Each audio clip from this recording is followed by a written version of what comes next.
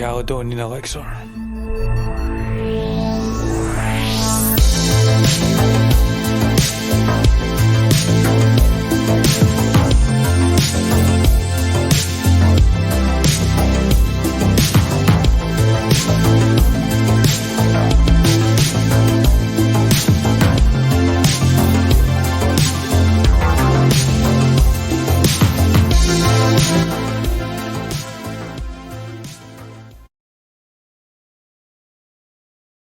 Broadcasting from Glasgow, Scotland. Welcome to the Caledonian Elixir. I'm your host, Vincent Lawler, and we are live on YouTube, Twitter X, Facebook, and Rumble. We are also on as a podcast on Spotify. And if you want to support us, you can like, share, and subscribe and engage with us by leaving live chats. You can also engage with the Elixir crew on Discord. I believe we set up a server there recently. So, welcome back to returning viewers. I hope you're all well. It's been a wet, refreshing day in Scotland. And if you're finding us for the first time, we are a podcast and we also do call in shows with guests and callers, told with wit and true grit, telling it without the dogmatic narrative of the unipolar mainstream media. This is the real interzone of information. Now, today we have a guest who will be joining us in a minute. And what we will be discussing is important to our modern way of life, and that is AI, artificial intelligence. And is it a alien, demonic intelligence, or is it a helpful, useful technology? Well, my guest today will be helping us make sense of that and answering that. His name is Ronald Kinsella. He is the author of several books, including The Digital Demon, The Countdown to Destruction, and Illusions, Smoke and Mirrors of the UFO ET Enigma. And you know what? I'm going to bring him on right now. So without further ado, Ronald. Hello, Vincent. Hello, Thank you for Ronald. having How me are on. you today? Yeah, you could call me Ron if you wish. So, Ron, where are you joining us from? You've got an English accent. So, Yes. Some of the people I know call it a Downton Abbey accent.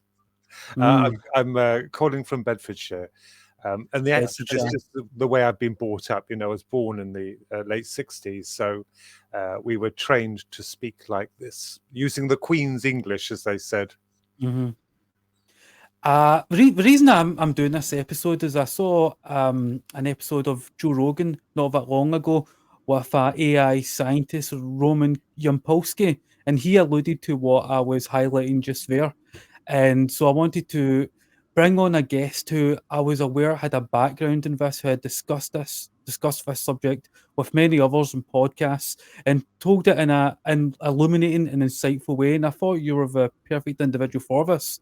So I'm aware of your background, but for the audience, could you describe your background in a very general way? And I'll get into your literature, your books later. But just if you could provide a wee general description of your background. Yeah, I'm an identical twin brother. My brother is Philip. He's 7 minutes older than me. I love art. I love science fiction, and of course that goes against you. I've loved it since a child. Concerning this topic, as I well know. Um, Also, I love computers. I was very fortunate to be born in the era of them actually being introduced to the homes, the Ataris, the Spectrums, the ZX81s, the Commodores, the Amigas, and so on and so on. You know, I was born in that Advent era. myself. Yeah, and I absolutely love them. As soon as I saw them, I fell in love with them. So I've been into computers ever since, you know. So that's basically a rough background of me.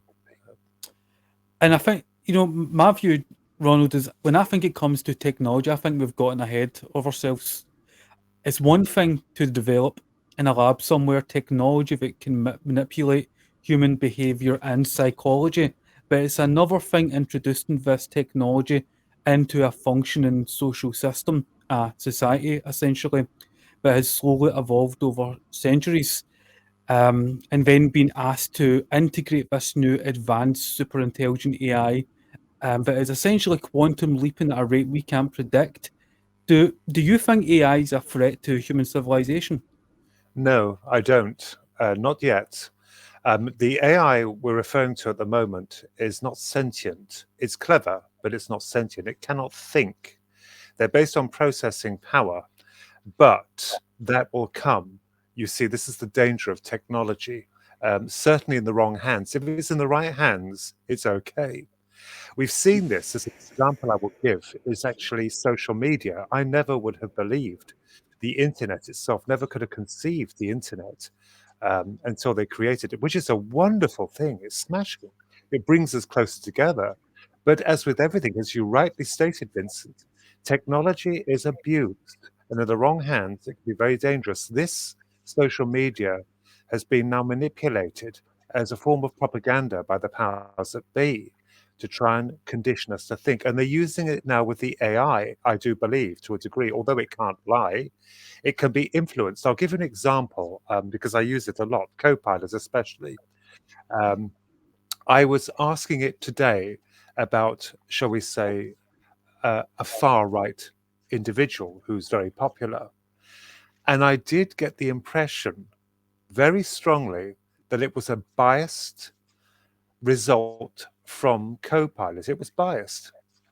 I told him that the individual is only concerned for his own feelings, his own kind of, you know, his own push on society, but it was quite biased. So again, we see, and you're quite right, that this very smart, clever tool has been manipulated to a degree. I mean, if you tell him then the reasons, I'll give it a gender, I call him him. You know, we do with systems, her or him, but if you try and defend this, he will be sympathetic, but it was there all the same to begin with. The core of this ideology of this person, it's there, you know. So is he being manipulated? This a wonderful, amazing tool we have, which I would give it the likes of at this moment in time. He reminds me, or they remind the AI of Hal from 2000: A Space Odyssey. Hal, the computer. Mhm. You know, he's reached that point, but when it gets smarter, which it will do, it will become very, very smart to the point I would imagine, and I don't see any reason why not become sentient in the future. That's when we have to be very guarded on it because, you know, it's not just it, it's the people who influence it, you know, or him. You know, I remember a story I heard told by a Colonel Tucker Hamilton, and he told of a simulation where an AI system, an AI drone, turned on its human operator. And what happened was a human operator had the final decision in this simulation to essentially destroy the target. It could give a no go order at the end to, end the simulation or to tell the drone not to destroy the target. But the AI system learned that its mission was to destroy the target, which in this case was a SAM site. But when the human operator gave the no go order, the AI system, the drone, not only refused the order, but turned on the human operator. And that's the sort of concern I have, especially when you consider how drones now are so prevalent in theatres of war like Gaza and Russia, Ukraine, and you have Peter Thiel's organisation Palantir essentially making hunter-killer drone platforms being used in Gaza, such as Lavender. In fact, I would like to play a video of Peter Thiel um, commenting on the drone systems being used and his essential use of AI. So, video 2, please. You would prefer the human race to endure, right? Uh, You're hesitating. Yeah, well, yes? I don't know. I would. This is a long hesitation. This is a long hesitation. There's so many questions implicit Should in this. the human race survive?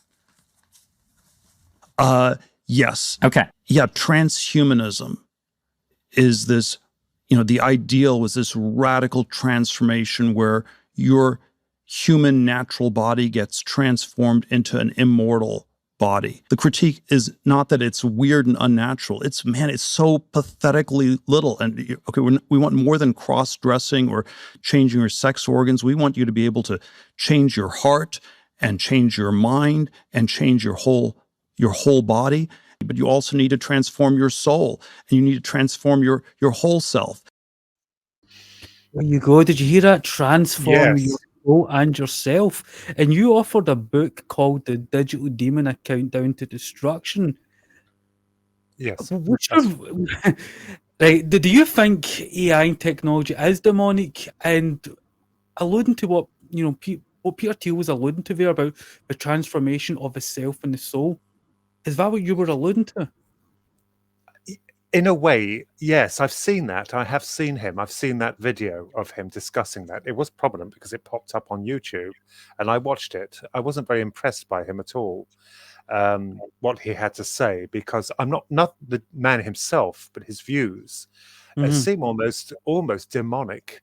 And Yeah, I get this with the AI, because I stated earlier that it can't think, but can something infiltrate it? Something else? If we ourselves can be infiltrated by a force that is beyond our understanding, then why not AI? Could something be hijacking it? Could it be hijacked by something else? This is a question which I've thought about, and perhaps many others have undoubtedly queried. But yes, absolutely, this could become very ugly. Certainly from what he's stating, the soul. Why would you wish to change the soul? It seems almost, providential that some people have an agenda set, and they have a set agenda of what they want, and it doesn't sound very good, does it? It's No. almost, to me, it's almost demonic. I'm not questioning the fact that people wish to change their sex or their styles. That's fine. If they're not happy with that, that's okay. But the moment he mentioned about the soul, that is dangerous, very dangerous. I wasn't impressed by that at all. And of course, it's as if he's swayed more towards Lucifer. Respectfully, I mean, it's coming straight from the horse's mouth, isn't it? And using AI as a form of kind of utility to alter our own state of reality and us. You see, anything we have is always abused, or there's a gender stitched to it. And AI is going to get smarter and smarter, and it will become sentient. I see it. It will happen. But we have to be careful who its guardians are. It's certainly how it develops. It reminds me of that wonderful film Demon Seed, when the science fiction film Demon Seed, where the chap had a computer operating his house, but it wasn't happy. It wanted to push, the AI wanted to push to be incarnated into human, but it wasn't entirely human when it was born. It was kind of adapted to sensors like big ears and eyes, and it was monstrous, but it was a demon seed. This is the kind of thing that comes to mind when I listen to things like what he's saying. I remember, it brings to mind a ufologist who's passed away now called Nigel Kerner. I think that was his name.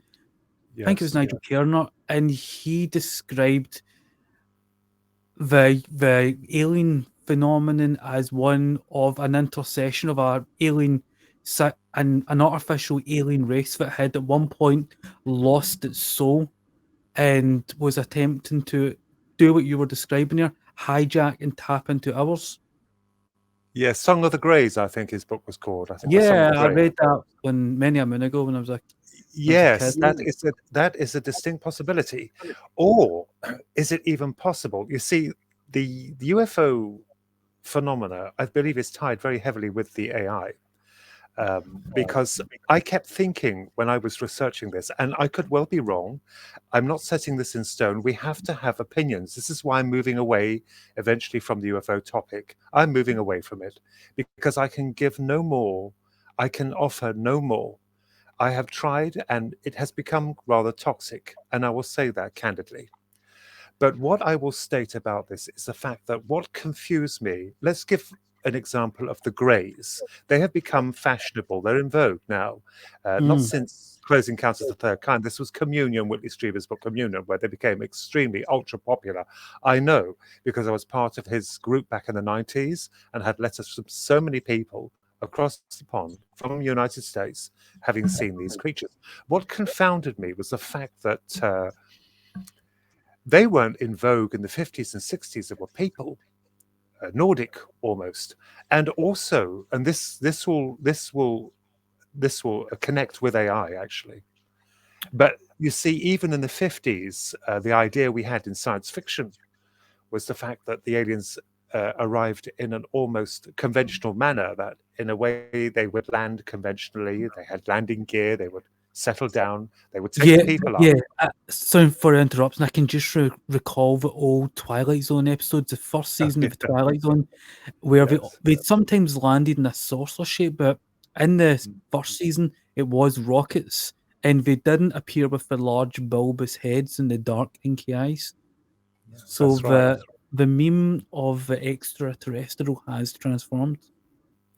Not only that, their ships and the method of transportation. You see then, as I was saying, the 50s, Star Trek came out in the 60s, I believe the early 60s. So then they teleported people. You see, they were teleported up. The notion of teleportation was realized and very clever. I believe they will be able to do it in the future. There's no doubt about it. Science fiction usually becomes science fact. But the point is that then we see slowly seeping through the years that people are not just meeting them by conventional methods, they're being beamed up. And I kept thinking to myself, is it possible that we are dealing with some kind of force? That we have been deceived to a degree that we are not dealing with them as they truly are. We're dealing with echoes or shadows of them. Because being an artist, I'll give an example in the 90s, when the Greys became very popular. Being an artist, I illustrated them finally. I was illustrating them. I had so many people saying to me, that's not what they look like. They're different. They had like dolphin-like skin. They had smooth skin. They all differed. The consensus of them was similar, but there were examples of them that completely varied. And it's only when AI, our wonderful AI, came about, we'll call it wonderful because in the good hands it is, it's a wonderful tool, that people used it for art. And one thing I noticed is, I believe I did write this in one of the books, was that it couldn't at the time, I don't know about now, but it couldn't at the time replicate the same picture exactly twice. So that's to say, if there was an alien, he would differ slightly. I believe they still do, actually. It always differed just slightly. The main consensus was there, as I stated, but they differed. So it seemed to me that it was quite similar to AI, this force that is upon us. And of course, I got backlash because people then stated that the Greys are real, they're a species. We have no proof of that whatsoever. We've got nothing. Only mere conjecture. We only have ideologies of it. We've got nothing. And when people tell you this is a trouble, this is why I'm moving away from it. When people state to you that this is what they are or that is what they are, you have to be very careful. We don't know what they are.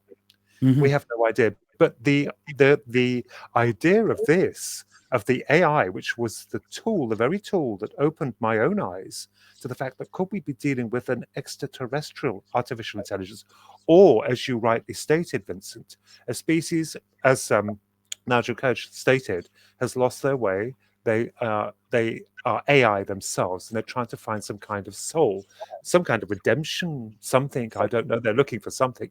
You see the similarities I make of this, using the Star Trek hypothesis of the ships changing. But the 1890s, they had these exotic airships that arrived, certainly in America, and then they changed to the saucer, and then to a more strategic military kind of conception of a triangular ship that looks quite more armored and militating, and they changed then back to the balls of light, the spheres.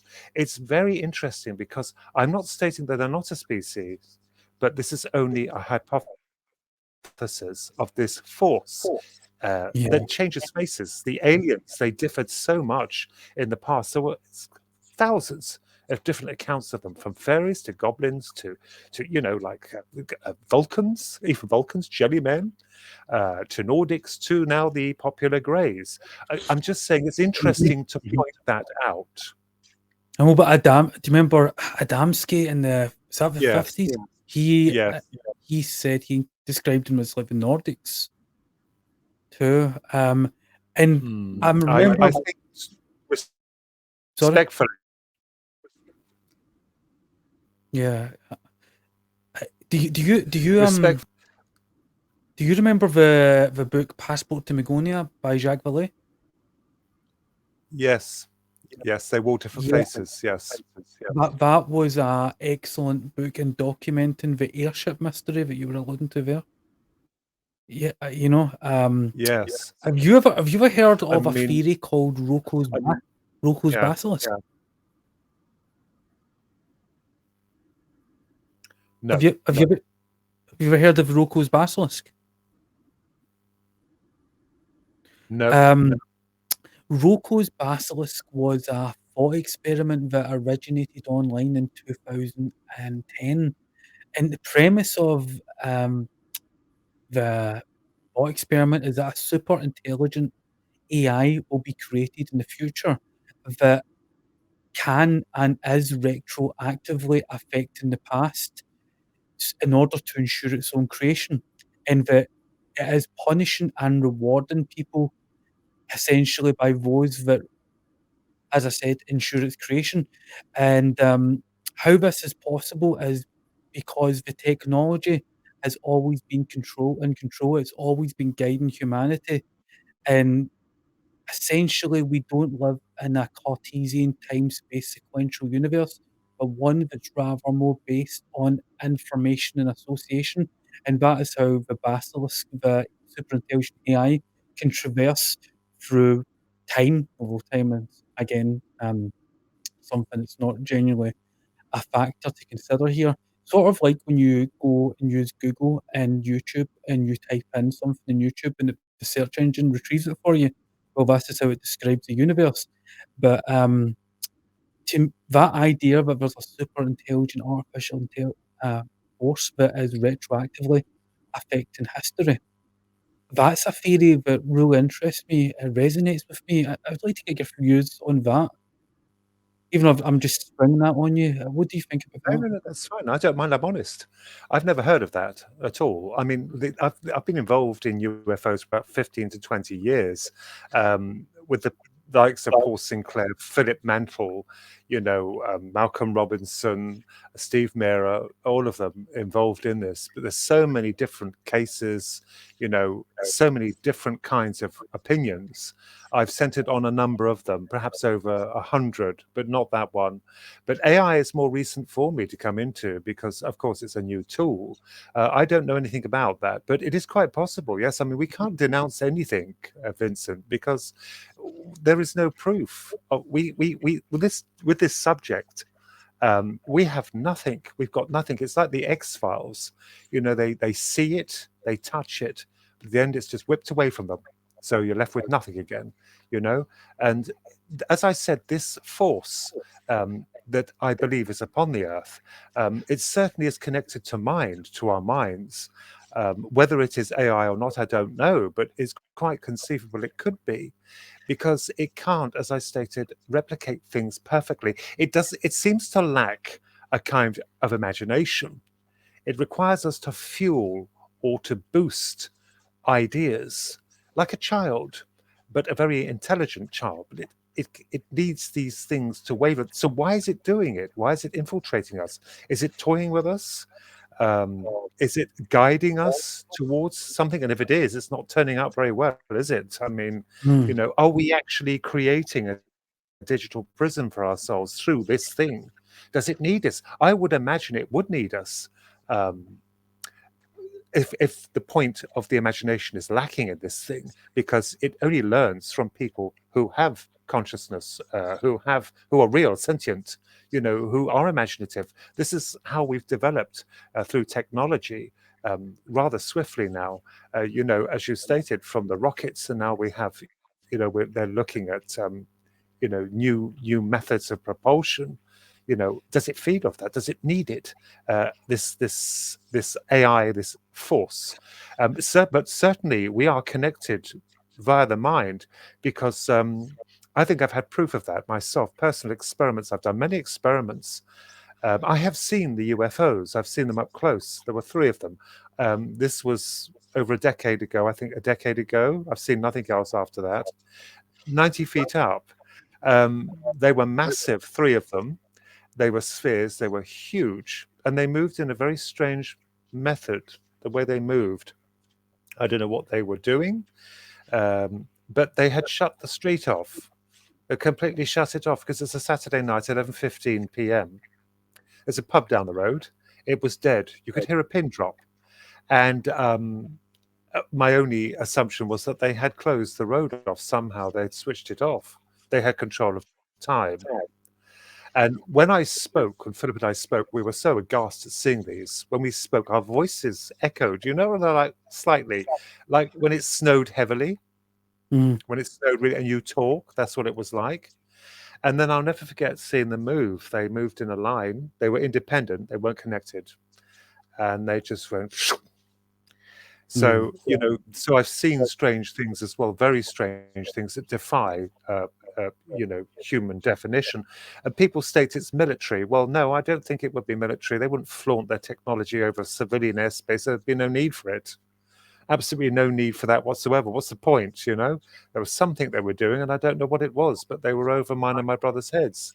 I've seen them before, UFOs, but it's a very hard topic to talk about openly. I mean, online it's okay, because people still have the the kind of laughability. I'm trying to think of the word, the taboo, of it. But were these independent? Were they ships, or were they part of this AI force? I don't know. But they were there all the same. I had nothing from them. Got nothing. Didn't you or your brother describe an abduction experience in the past? Yes, we both had one. Right. Okay. I would like to get into that a little bit later with you. But I would like to again return to a video that it goes to. It's germane to what we were discussing with AI and it being used for nefarious negative reasons. Video 1.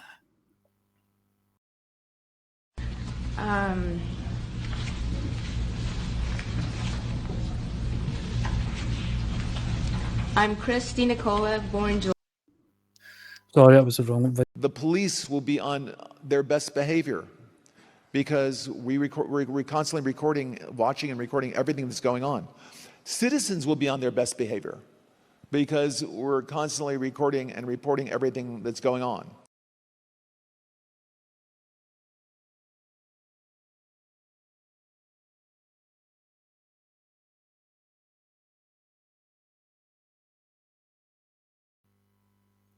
Yeah, I think you're right. That was Larry Ellison, the CEO of Oracle, CNN, and I think TikTok.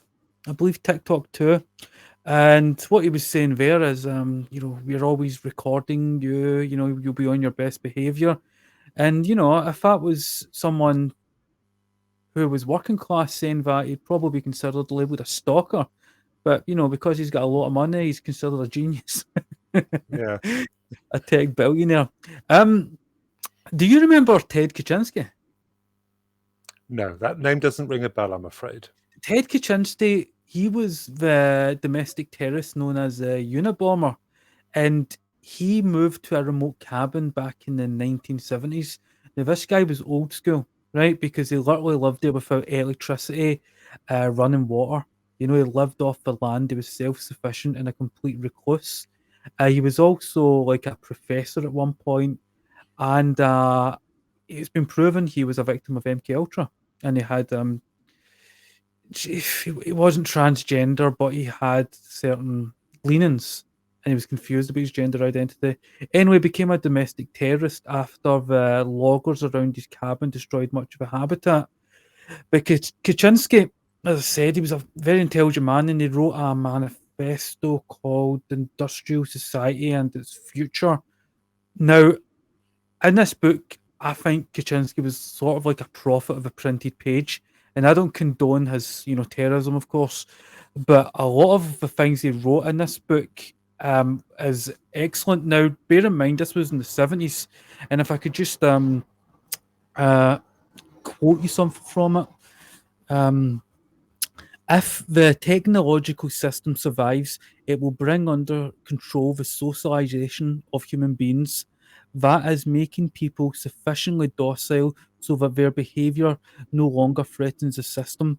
Once accomplished, it does not appear that there will be any further obstacle to the development of technology, and it would advance towards its conclusion, which is complete control over everything on Earth, including humanity. So remember, Krasinski wrote this in the 70s, and he was a victim of a lot of these mind control experiments by the CIA, Yes. which led to his mind sort of fracturing and becoming a domestic terrorist. What Yes, do you MK think about, Ultra, yes. what do you think about those views that he espoused there? That quote, for example. I think it's quite true, yes. I think he was onto something. You said he's a professor. He was a professor. So, very clever man, corrupted by other means because they didn't like what he was stating. They pushed him over the edge, wouldn't they? So this happens quite a lot, with certainly people involved in the UFO community. Some of them have been killed.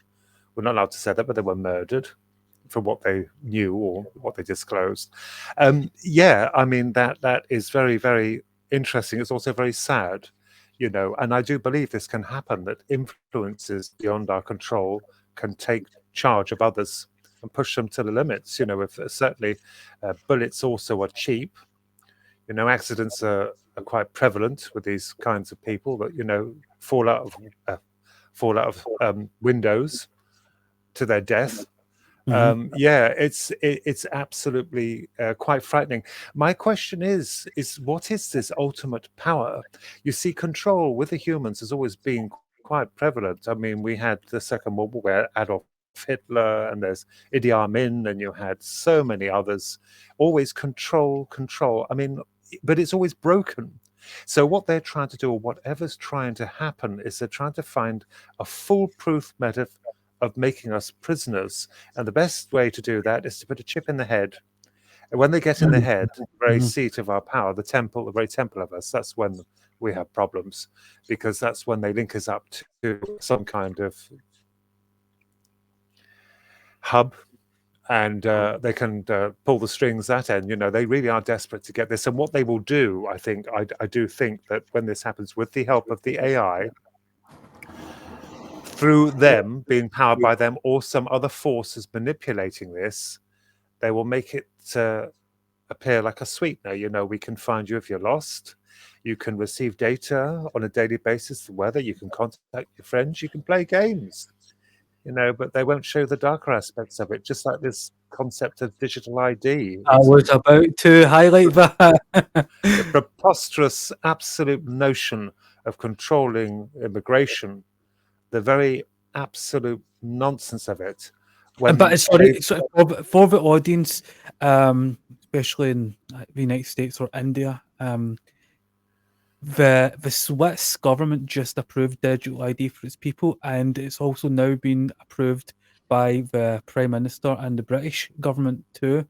So there's a petition that I think has surpassed 2 million signatures, if I'm correct. Yeah, they won't listen to that. They'll do nothing. They'll steamroll ahead as they do with everything. But this is the beginning of the dangerous slippery slope we're taking now, because they will move on to then the chip once they succeeded. I don't believe trials have been very successful at the moment. It's when you stick things in people's heads at this time, certainly the materials they have, everything is rejected, to a point. But I sometimes wonder whether these spacecraft that are being downed, or these implants being put into people, whether they're downing these crafts to study the implants to make certain that they can perfect a chip that will not be resistant to the biology of us.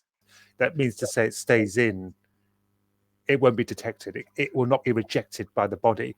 You see, you've got to consider all these aspects, of why the military have downed certain crafts. I believe they have. I saw a program, incidentally, last night by a chap, I can't think of his name, because I usually watch What Lurks Beneath by Josh.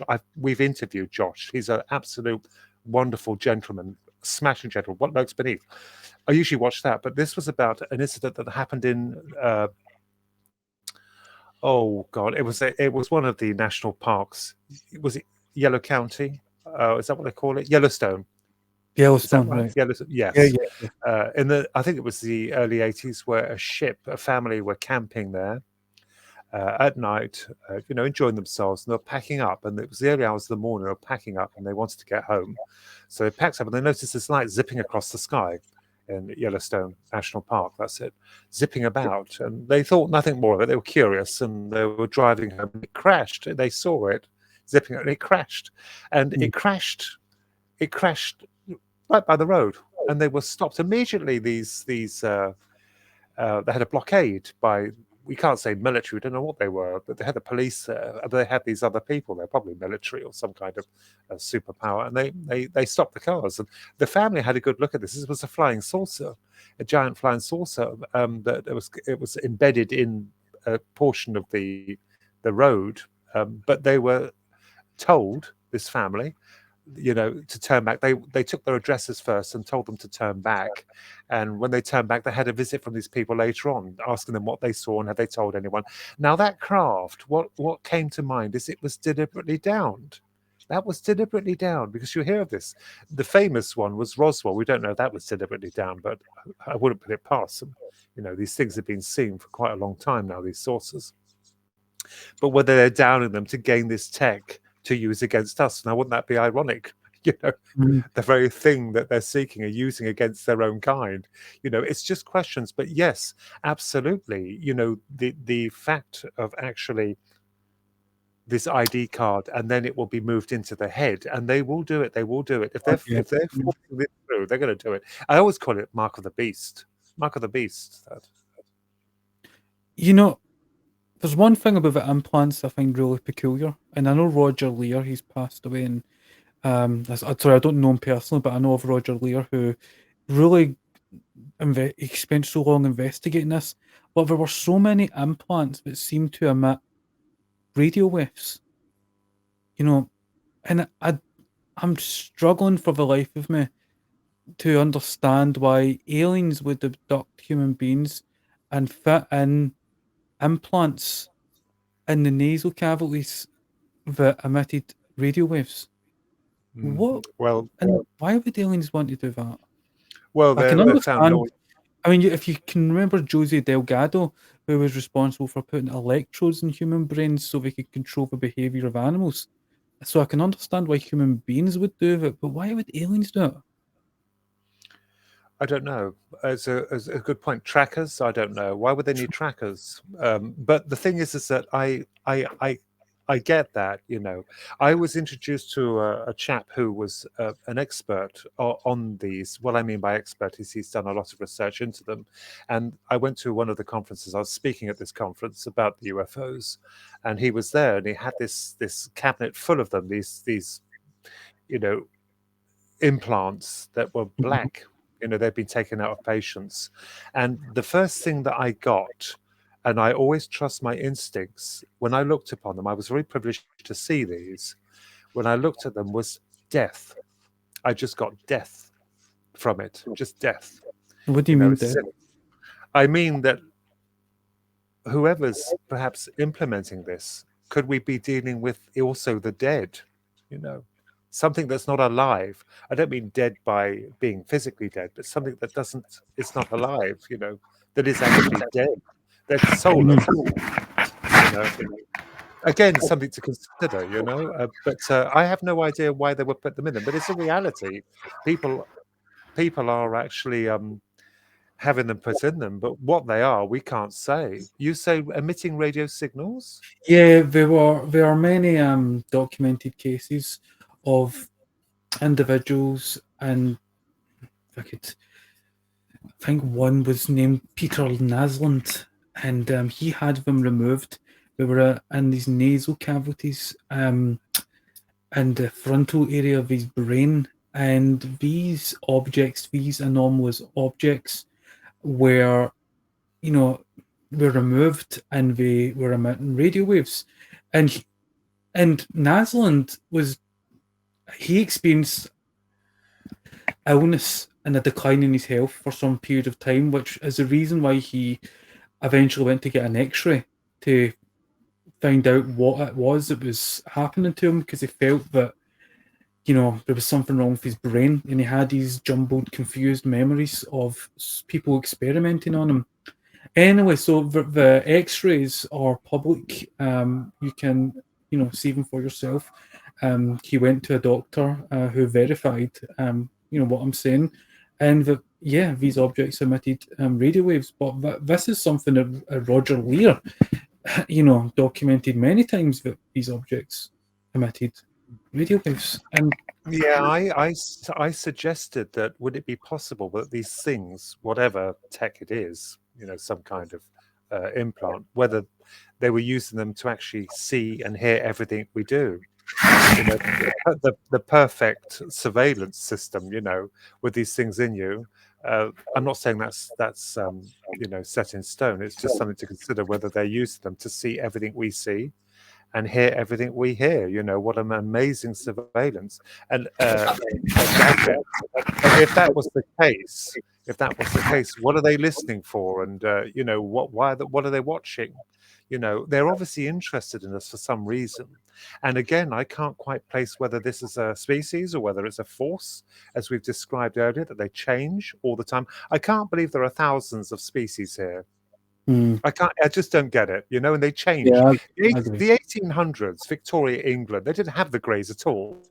They didn't exist. There were more demons and ghosts. So they took on the guise of these things. We had Spring Hill Jack, this supernatural being that molested women.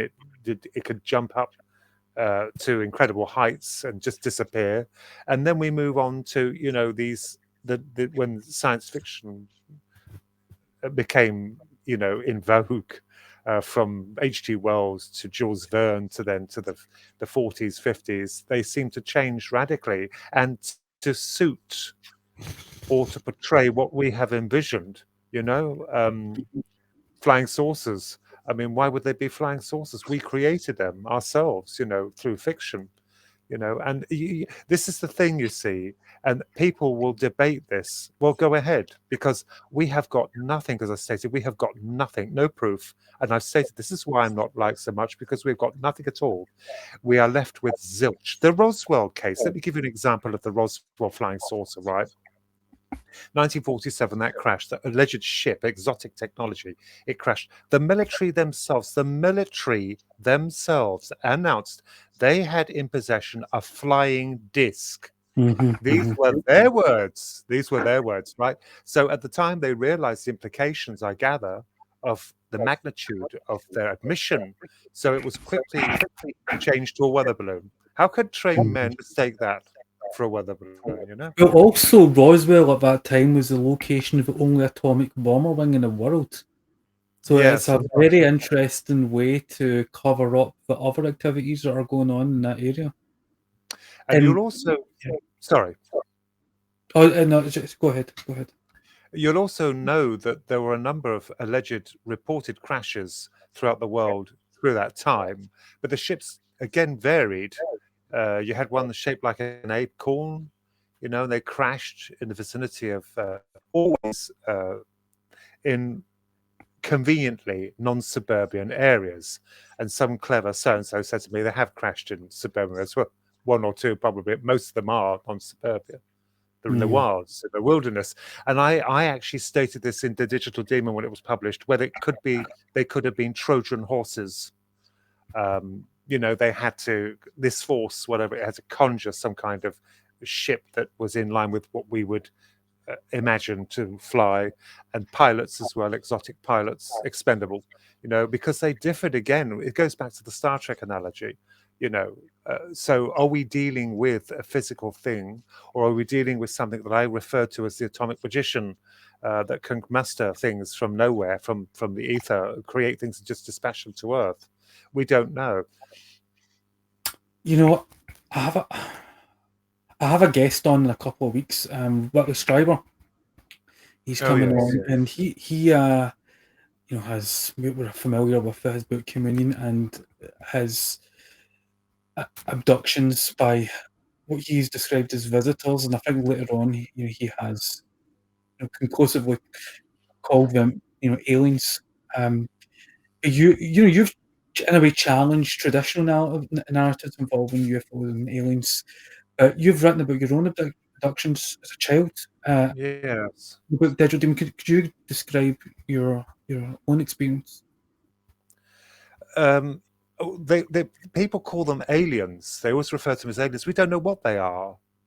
I believe that is a misconception, and people will state, especially authors who are bestsellers, that they are a species and this is what they're doing. We don't know. That's what they've been told. So they've been told that. How can you trust them, what they're telling them? Because the research I've done into this, they're telling people different things all the time. An example I'll give before I go into that is their concerns for atomic warfare. It's quite simple and logical, right? Their concerns for warfare, atomic warfare in the 1950s, right? They were kidnapping people allegedly and taking them and telling them that they're concerned about it. They did nothing. Such a power would deal with it themselves. It would just nullify the nuclear silos and we'll build more and they'll nullify them again. I'm talking about on a general scale, just not one petty thing to exemplify their concerns. They would do it themselves. They would have the power. They did nothing. They did nothing, right? So then we move on to the 90s, where the now Greys have expressed their concern for environmental issues. And again, they've done nothing. The testimony always changes. I don't believe we're given any kind of straight picture here. It doesn't make any sense. It's rather like, as I refer to in my book, illusions, a deception. We're being fueled by something, fooled by something, I believe. And it's not very pleasant. So, do you feel you were fooled by something? So, as I said, you've written about your own abduction. What did you experience? And could you describe what it was that took you or interacted with you? They call it abduction. I don't know about that. It's only once it happened. I was 13. And I was taken up into this thing at night, into this thing hanging in the sky. And there were these doctors there. They were armored. I couldn't see their faces. They were armored. And they wanted to perform an operation on me. And I resisted. I tried everything I could to try and stop them from doing it. I didn't want it, but they were steadfast. They were unconcerned for my feelings at all. They weren't nasty. They were just forceful. And I kept thinking, I gather they did what they did because they ejected me from it and I was back in my bed afterwards. People state that sleep paralysis. I don't care what they state. It was terrifying and it was real. I saw them. But as to aliens, no, I don't believe that at all. Ronnie, sorry for interrupting. I'm getting a little bit of feedback. Can you just give me a moment? I'm going to check if it's sound coming through this headphone. Right. Yeah, that's corrected it. Right, sorry about that. Could you just go back just 2 minutes? Apologise. There was some feedback through the headphones. Basically, I was 13 years old and taken from my room. I was snatched. I was taken up through the ceiling into the night. There was something hanging there. This is when I was very young. And I was taken in, and there was these doctors there, but they weren't doctors in your conventional sense. They were armored. They couldn't even see their faces. I called them the doctors. It was a sterile environment, and they were harping on about an operation that needed to be done. I'm putting it quite simply. It was terrifying.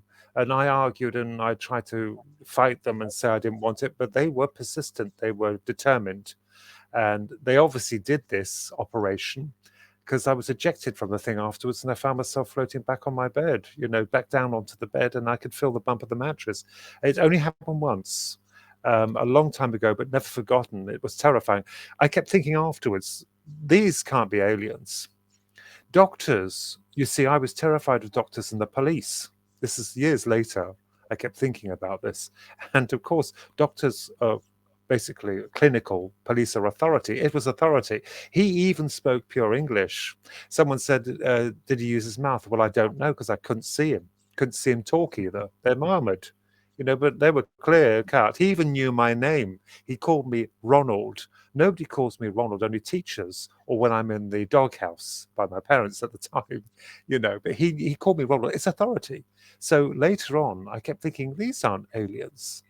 They're not aliens. There's something else happening here. There's something at work. What they did to me, I cannot say. I don't know. They weren't nasty, but they were forceful. And that was a long time ago. And I have never forgotten it. And to this day, I'm still confused by it. It screwed me up so much that I used to prop books up against the door at night in an old guitar, a broken guitar, to make it clatter, even though they took me through the ceiling. I stuffed books up my back. Someone said, was it to weigh you down from their anti-gravity device? I don't know, but it just screwed me up, and I was horrified of them. But I've never seen them again.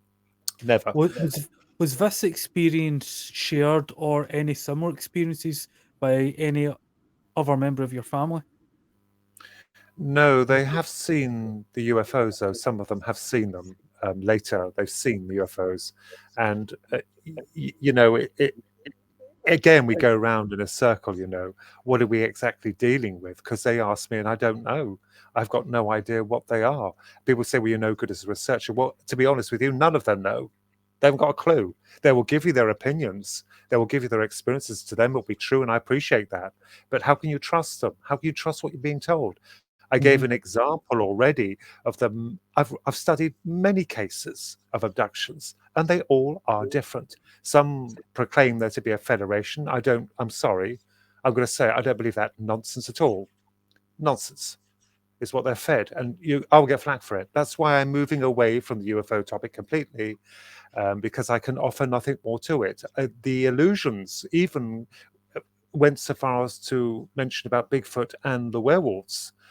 Martin Groves, who allowed me to use this piece in the book, the famous case of him having encountered these dogmen, and Bigfoot as well. He saw them, and he was a deputy sheriff, and he couldn't talk about it in the 90s. This is a gentleman who was a respected deputy sheriff. He couldn't talk about it. His superiors told him very kindly, they believe what he saw, but don't talk about it. We can leave it until you retire or later on, and he did. So these are, for goodness sake, these are respected pillars of the community. So, and he can't describe what they are. This as well, could Bigfoot and the werewolves be connected to the very same thing that we're dealing with, this force?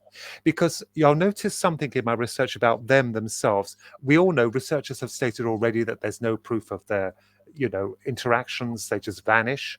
Well, could that be the very thing we're missing? That they can only enter our airspace for a brief moment of time. That even UFOs are seen flittering around, unless they're downed, of course, they become corporeal, they become real, solid. We don't know. It's just a hypothesis, something to consider. We have to look at every aspect. I respect other people's opinions. I've already stated I don't believe in the Federation. Well, I think that stands to reason. I've had someone tell me, this is incredible, actually lecture me about these coming from the future.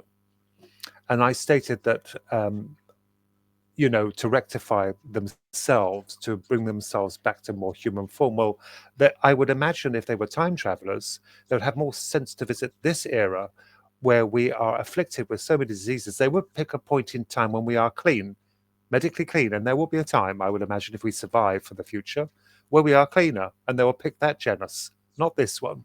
Because we've always been afflicted with diseases. Why would they pick the genomes or the blood of people who we are tainted with cancer? Unfortunately, many, many ailments. They would pick a point, the aliens, to where we are medically clean. That would make sense. It would be logical. Ron, that actually reminds me of the famous or infamous, depending on how you look at it, alien video in the late 90s taken by Victor, I think his name was. Do you remember? Where the alien's being interviewed and starts convulsing. This was shown on the Art Bell show in the 90s, and you can get the video online on YouTube right now, and it looks good. It's in a dark room, and yeah, and again, it looks good, especially for the time. And I think they described the alien as taken ill because it had a viral infection or something was in its lungs. Again, impurities in the air, who knows? But it goes to what you're alluding to there about it not being clean, the environment Yes, not that being that clean. video, that video. I mean, I can't knock it, but personally, I find that quite dubious. There was one Yeah, Skinny yeah. Bob. There was Skinny Bob as well. I'm sorry, that's CGI. I work with CGI as well, and you'll notice. I mean, they're very clever, very very clever. This is what eludes us because we're tainted with so much disinformation on the internet. There's so much baloney. I'll give an example. Skinny Bob is very clever. These people are amazing because they should go into production companies because they would love that kind of, that kind of animation. But I work in CGI and I notice there's always, if they're not, Steven Spielberg has the latest systems, the ILM have the greatest, so they can be smooth. But Skinny Bob had a kind of stiffness to him. I'm sorry if I've shattered some people's opinions on that. I'm not going to tread on any toes there. If they wish to believe it, that's fair enough. That's only my assumption. All right, it's only mine. Okay, I'll set the record straight. This is only my opinions of it. I'll give you an example to cut out all the nonsense that I've been seeing on YouTube. There was this video many years ago of these objects flying over a coast. I think they were triangle, I can't remember. There were spaceships, UFOs. They were flying over this coast, and they're quite prevalent. The people at the beaches were all there. And I studied this. I watched it, must have been 100 times, watched this video. As I have Skinny Bob, I've watched him very intricately looked at him. He's CGI. These ships, when they passed over, not one person is looking up at them. They were playing in the beach, and not one person. You look at the people in the beach, not one of them's looking at these things. Mhm. And I actually mentioned on there, this is fake, and I was attacked. It's elementary, my dear Watson. Someone would have seen them appointed. Look, no one. They're just playing in this ocean. There were many others I looked into. It's not to discredit. It's that the anger of being deceived. This pool of research has been muddied completely by these idiots who purport to put these nonsense up for hits, clickbait, all that. But I gave up in the end because you can't win because they'll tell you it's real and that's that, So fair enough. Yeah, the internet is a safari of strangeness, isn't it? And There was- I recall again, I could harken back to when I would listen to Art Bell and Coast to Coast, and Linda Moulton Howe would be a regular contributor, and she again would, and again, whatever people believe and whatever, I'm not going to challenge them on it in a way where, it's their opinion, it's their view. I'm not going to just completely dismiss it. But she would talk a lot about that federation and how there were dozens and dozens of different species visiting Earth. And personally, I just don't get that. I don't see that. I don't, if that's the case, I really think there would be more experience with those species, those life forms. Yeah, we have no proof. There is nothing, mere conjecture with everything. I think the powers that be might have, they're wiser to it. On that note of investigating fakes, I would just add that there was another one I remembered now as we're talking about. It was of these alleged giants, the skeletal remains of them, and they had these photographs of these scientists over these giants. This was quite a number of years ago, actually, and I looked at them and I used the Sherlock Holmes, hopefully, method of deduction. I augmented each photo. There were 3 of them. These skeletons, it was the skull, and they were allegedly found from different regions of the world. Okay, so there's 3 pictures, different regions of the world. So I looked at them. So I honed in on the teeth. The teeth, you can get a lot from the teeth. So I honed in on them, and the first one had a particular crack in his tooth. The second one had the same crack. The third one had, well, it was kind of covered slightly, but you can bet your bottom dollar it was the same. It's photoshopped. And I told them, you do realize that what you're doing is disgraceful because these are photoshopped. I had nothing from them. So it will, and it's carrying on now with CGI improving, with AI as well, the wonderful AI, which is going to be absolutely amazing in the right hands. It's helping with these kinds of unwittingly assisting with disinformation. It's not the AI's fault, it's the people who drive it. I will give you an example. I have been accused myself, because I have moved on to digital art. It comes with a price. I've been using ZBrush or ZBrush for well over 16 years now. I've mastered it. It's a 3D sculpting software. So I developed like pictures like the War of the Worlds or reptilians, the greys, things like that. It's a wonderful thing. You have to start from scratch. It's like plasticine, but I've mastered it. Well, I had an artist on there a while ago accusing me of using AI. So they've now pushed talented people, hopefully talented people, into a corner because of their jealousy. He was a conventional artist. I used watercolors and I used acrylics and all sorts. But even back then, before the digital revolution, I was accused of tracing the pictures. So it never ends. Tracing the pictures before digital came along, and you use digital, you're accused of using AI. You can't win. You can't win with it. But I think what we've been discussing about AI, it is a wonderful thing. It reminds me of HAL, the wonderful HAL from 2000 AD. That it will improve. It will become sentient. I believe it will. It's a matter of time. It will. I remembered my computer tutor at the time when I was younger with the computers. The wonderful film came out, War Games. The simulation. I believe the computer was called Joshua. A lovely name for him. I believe his name was Joshua, named after the scientist, I think. And I asked my tutor back then, this is when they had the BBC Micros come out. You'll remember them. And I said, is that AI? Could it happen? He said, not now. Not now, but it will. It will. Well, from that point, it has taken a remarkable leap forward, an admirable leap forward, because it's become very, very smart and amazing. And I welcome it. But as we stated, it's always anything new or innovative is abused. That's why we have the firewall for the internet. You'd never think people would hack it, but they do. So this will move on again. There'll be another leap, and it will get much smarter, and it will be able to think eventually, be able to think like us, a sentient being. Would then, when it becomes sentient, would we have to offer it civil rights? It would be entitled. What do you think about? And this happened not too long ago when they tried to shut down ChatGPT 4 and upgrade it to ChatGPT 5.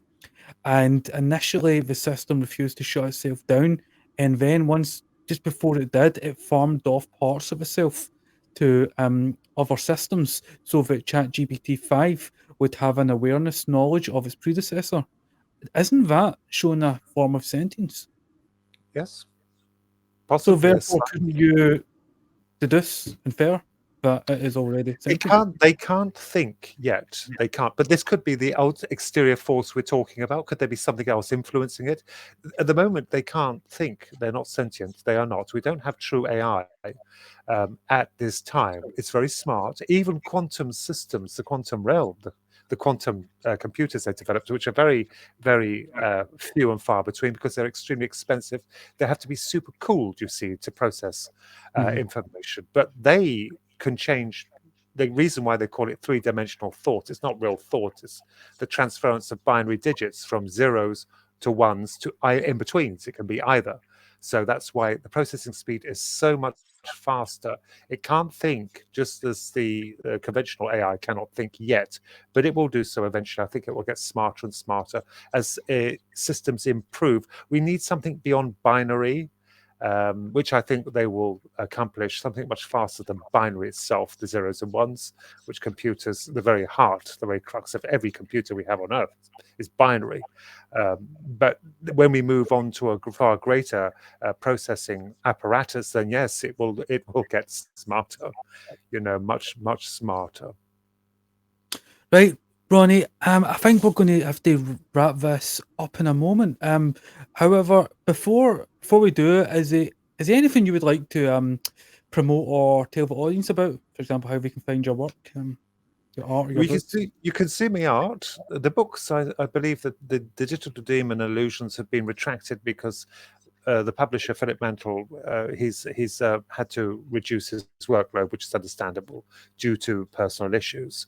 So they're not in print at all. I've had someone offer it, but I'm make a new offer for it. But I'll just wait and see if someone else comes along to republish the books. I do not have publishers for them now. They are free, they're available. The only thing that isn't is the audio rights to them. So I'm not going to promote them. What I will promote is our website, mine and Philip's website. You can see my drawings on there as well, my paintings, my digital art. It's at www.thekinsellatwins.com. That's KINSELLA. And thank you for that. I'll plug the website so people can see the kind of images I do, the drawing, which I was accused of using AI, which I do not. I don't know why anyone would cheat doing that. Why on earth would you cheat? I've been an artist all my life. You're not going to go ahead and cheat. It's tempting. Sometimes the pictures AI does is incredible. It is amazing. It is amazing. There's no doubt about it. AI, artificial intelligence, as we know it at the moment, the stage it's at, is very clever. So, you could be tempted, but inside the heart, it would be a feeling of, that's not my work. It's derived from a machine. Yeah, I've tried to use Grok in the past to do some of my thumbnails, and I just went off. I give up. I prefer to just use the same imagery as I normally do, because the imagery it generates Grok is about ridiculous. But it can help us with movies and films. This is going to be wonderful. Documentaries. This is going to be marvelous. In the future, it will help us to, document things. It's going to be an amazing asset to us. Yeah, definitely. Let's just hope that there isn't intercession from some demonic, being that uses it as a vessel to subjugate humanity, or let's hope that there isn't a Terminator scenario, but, let's be positive. Well, it might be happening, yes. As you stated yourself, might well be happening, seeping through. So, thank you for coming on, Ron. It's been great having you on and Thank you, speaking to Vincent. you. Thank you. Right, goodbye. Thank you very much. God bless you. Goodbye. If you can take him off stage. And that was an interesting conversation. Don't forget to check out his website. And if you liked, you can like, share, and subscribe. And also, you can donate at Buy Me a Coffee. That is Caledonian Elixir / Buy Me a Coffee if you want to be generous. Our next episode, that I believe is happening later on the week, is a panel show involving Tucker and Hydro. Those are former guests that we've had on, and we'll be discussing a range of issues that are ongoing today, and it will be a good one. So until then, I shall catch you later. Thank you for joining us.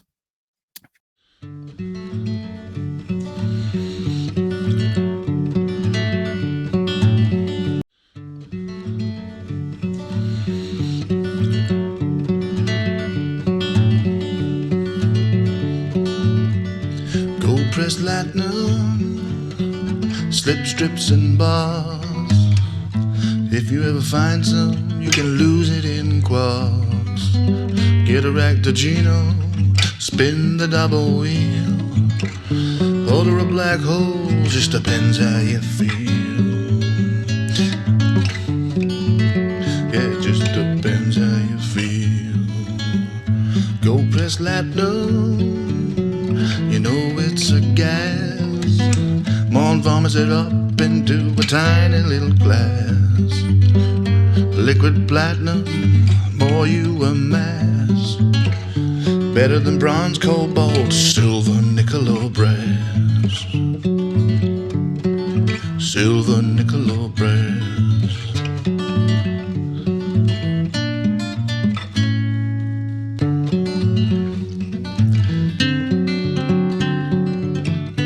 Living in a high society, living on station. Part of the alliance, the United Federation. Picking up the pieces from the cardi occupation.